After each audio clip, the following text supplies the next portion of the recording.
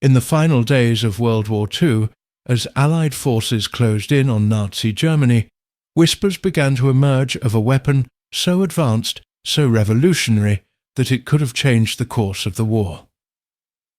Deep in the mountains of Lower Silesia, in what is now Poland, the Nazis allegedly conducted experiments on a device known only as Die Glocke, the bell. This is the story of one of history's most enigmatic and controversial technological mysteries. The story of the Nazi bell begins not in 1945 but in the year 2000, when Polish military journalist and author Igor Witkowski published his book Prawda o Wunderwaffe, The Truth About the Wonder Weapon. Witkowski claimed he had been shown classified transcripts from an interrogation of former SS officer Jakob Sporenberg, who was tried and executed in Poland after the war. According to Witkowski, these documents revealed the existence of a top-secret project conducted under the codename Kronos, or Lantern Bearer. The project centered around a bell-shaped device that was being developed in a facility known as Der Riese, the Giant, near the Wenceslaus mine in the Owl Mountains of Lower Silesia. The location was perfect for such a clandestine operation. The Owl Mountains were already home to a vast network of underground complexes, part of the Nazis' secret Riese project. The rugged terrain combined with the existing tunnel systems provided the perfect cover for the regime's most sensitive research. But what exactly was this bell-shaped device? And why has it captured the imagination of researchers, conspiracy theorists, and historians for over 2 decades? To understand the Nazi bell, we must first understand the desperate situation Germany found itself in during the final years of the war. By 1943, the tide of World War II had decisively turned against Nazi Germany. The defeat at Stalingrad, the Allied invasion of Italy, and the relentless bombing campaigns over German cities made it clear that conventional warfare would not secure victory for the Third Reich. In response, the Nazi regime poured enormous resources into developing Wunderwaffe wonder weapons that could turn the tide of the war. These weren't just propaganda fantasies. The Germans made real breakthroughs: the V-1 flying bomb, the V-2 ballistic missile, the Messerschmitt Me-262 jet fighter, and even early designs for intercontinental ballistic missiles. The Nazis also explored more exotic technologies.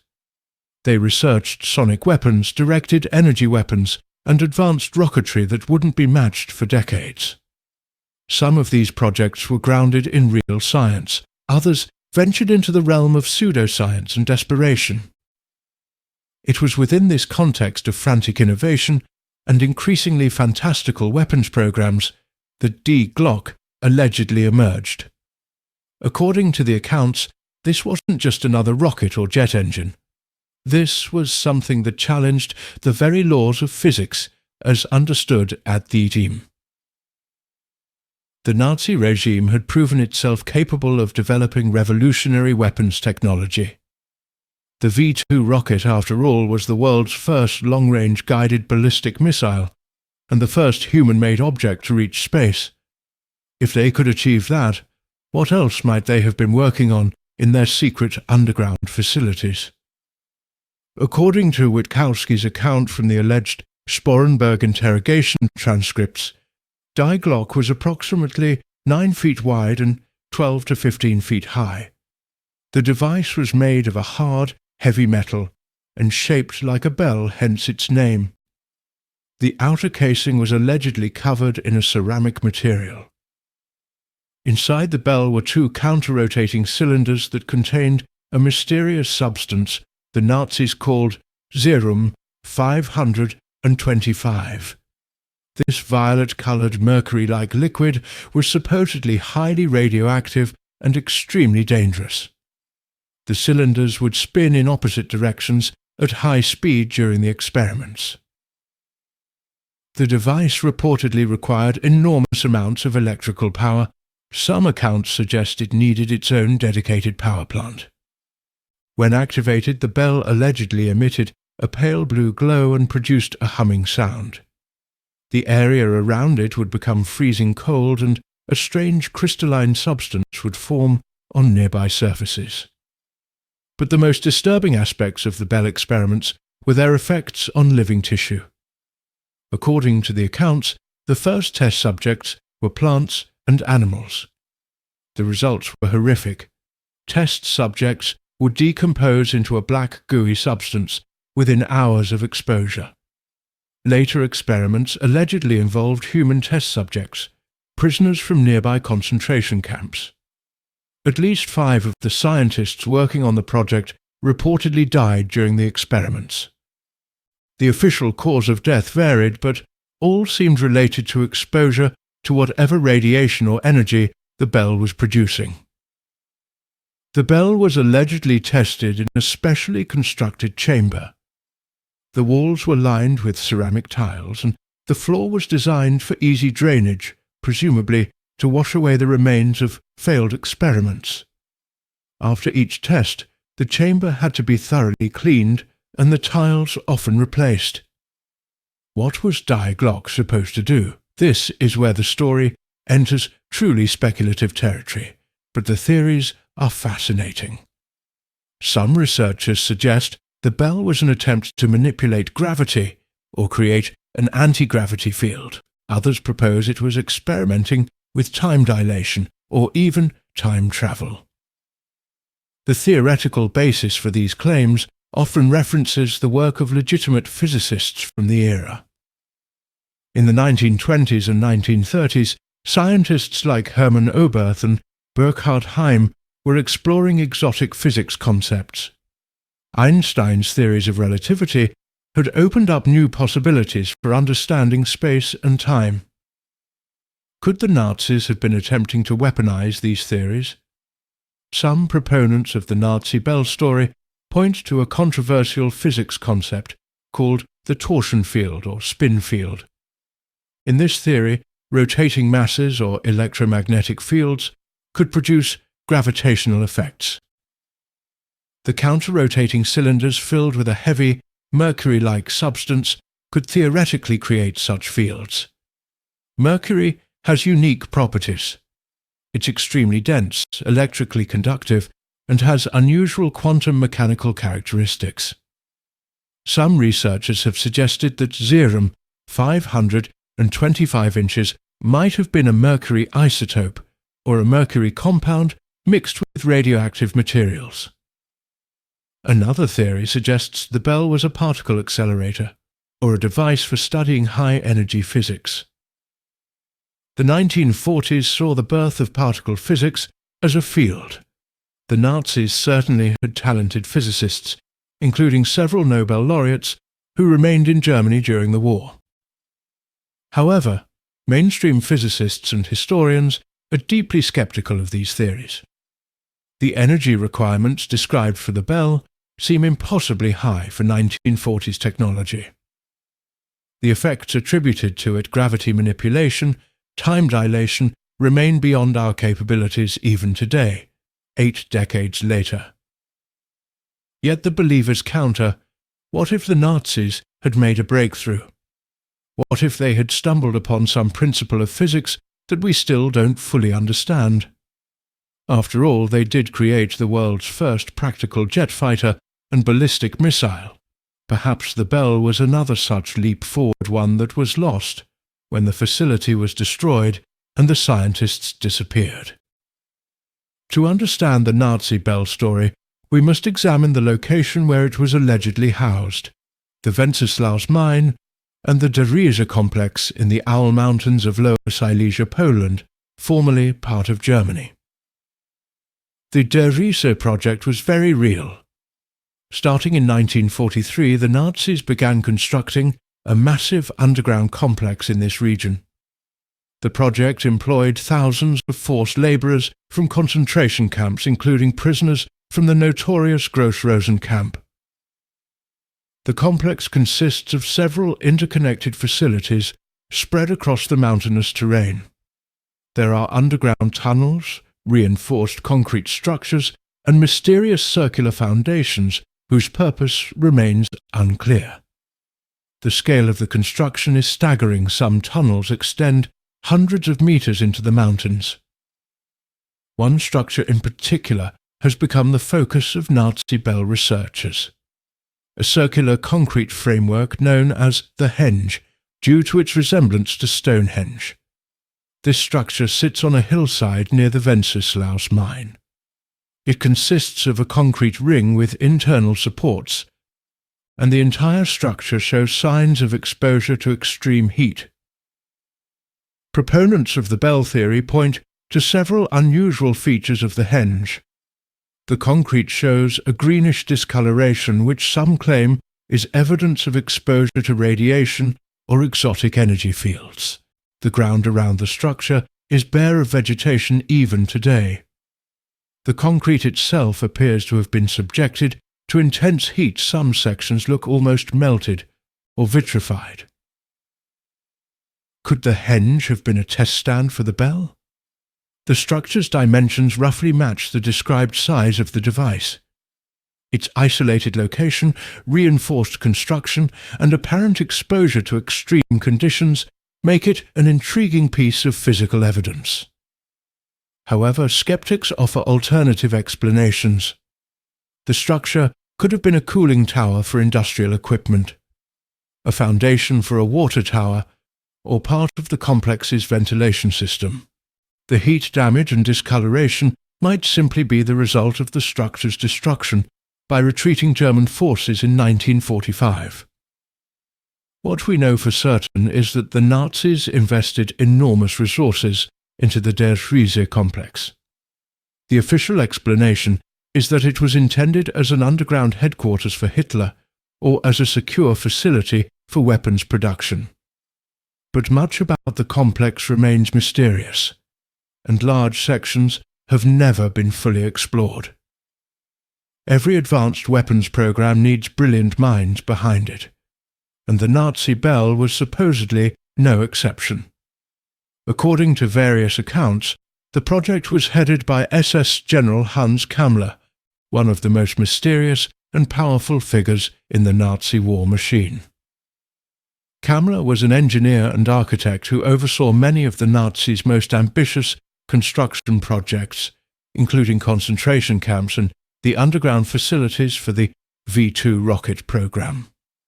By 1945, he had become one of the most powerful men in the Third Reich, controlling vast resources and answering directly to Hitler and Himmler. Kammler's fate is one of the great mysteries of World War II. Official records state he died in April 1945, but the circumstances are unclear and no body was ever definitively identified. Some researchers believe he escaped to South America or was captured by the Americans and given a new identity in exchange for his knowledge. Other scientists allegedly involved in the Bell project included Dr. Walter Gerlach, a real physicist who worked on German nuclear research, and Dr. Kurt Debus, who later became a director at NASA's Kennedy Space Center as part of Operation Paperclip. The inclusion of scientists who later worked for NASA adds an intriguing layer to the story. Operation Paperclip brought over 1,600 German scientists, engineers, and technicians to the United States after the war. These men had worked on everything from rockets to chemical weapons. Did some of them possess knowledge of the Bell? There are persistent rumors that some Bell-related research continued in America after the war, perhaps influencing the development of aerospace technology or classified military projects. However, no concrete evidence has ever emerged to support these claims. What is certain is that many of Nazi Germany's most advanced weapons programs did continue in some form after the war. The V2 rocket became the foundation for both the American and Soviet space programs. – Jet engine technology was rapidly adopted by all major powers. If the bell was real, it would have been among the most prized spoils of war. By early 1945, Nazi Germany was collapsing. The Soviet Red Army was advancing from the east, and American and British forces were pushing from the west. The Nazis knew that their secret weapons facilities would soon be overrun. According to the Nazi bell narrative, as Soviet forces approached Lower Silesia in early 1945, the SS took drastic action to prevent the bell from falling into enemy hands. The device was allegedly dismantled and evacuated, possibly transported by a special convoy, or even flown out by aircraft. Before evacuating, the Germans reportedly executed the witnesses. Jakob Sporenberg, in his alleged testimony, claimed that 62 scientists and technicians involved in the project were executed to maintain secrecy. They were allegedly killed by a special SS unit and buried in a mass grave that has never been found. The facility itself was reportedly destroyed. Explosive charges brought down tunnels, collapsed chambers, and obliterated evidence of what had been conducted there. Any papers or documents were burned. The ceramic tiles lining the test chamber were smashed and buried. When Soviet forces captured the region in May 1945, they found an abandoned and extensively damaged complex. If they discovered any clues about the bell, they kept them classified. Soviet intelligence files from this period remain largely sealed even today. But what happened to the bell itself? This is where the story branches into multiple theories, each more speculative than the last. Some believe it was flown out to Norway, then transported by submarine to South America, ending up in a secret Nazi refuge in Argentina or Paraguay. Others claim it was captured by American forces as part of a secret operation and taken to the United States, where it became the basis for classified aerospace projects. A few researchers even suggest it was successfully tested and used to escape Earth entirely, though this theory enters the realm of pure science fiction. A more mundane possibility is that the bell never left Germany. Perhaps it was buried in one of the many unexplored tunnels of the WWII complex, sealed away for decades, or perhaps it was simply destroyed, blown up by its creators to prevent capture, leaving only rumours and fragments of documents behind. While the Nazi bell makes for a compelling story, mainstream historians and scientists have raised serious doubts about its authenticity. Let's examine the skeptical case against Die Glocke. First, there's the problem of sources. The entire story rests primarily on Igor Witkowski's account of seeing classified documents in the 1990s. These documents have never been made public, and other researchers have been unable to verify their existence. Witkowski claims he was shown them by an intelligence contact, but was not allowed to copy them. No other wartime documents mentioning Die Glocke or serum 525 inches have ever surfaced in any archive. Given that millions of pages of Nazi documents were captured and declassified over the decades, the complete absence of corroborating documentation is suspicious. Second, there are the scientific implausibilities. The effects attributed to the bell gravity manipulation, time dilation, the spontaneous decomposition of organic matter into goo don't align with known physics. While Nazi scientists were talented, they were working with 1940s technology and understanding.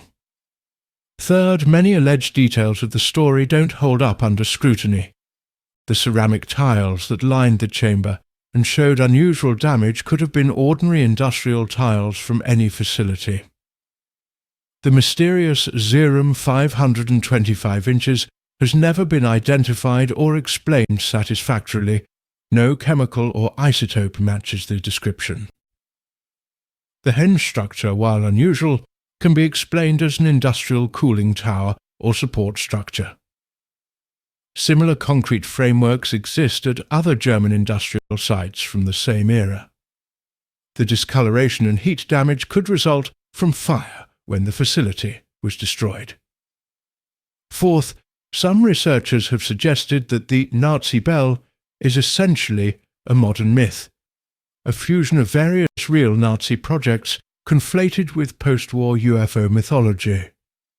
The description of the bell shares similarities with popular depictions of flying saucers that emerged in the 1950s and 1960s.